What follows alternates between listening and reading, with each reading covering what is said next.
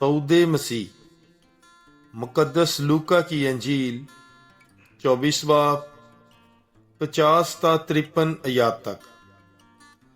तब वो उन्हें बाहर बैतनिया की तरफ ले गया और अपने हाथ उठाकर उन्हें बरकत दी। और ऐसा हुआ कि जब वो उन्हें बरकत दे रहा था तो उनसे जुदा हो गया और आसमान पर उठाया गया, और वो उसे सजदा करके बड़ी खुशी से यरूशलेम को वापस चले गए और बिला नागा हैकल में खुदा की हम्द करते रहे।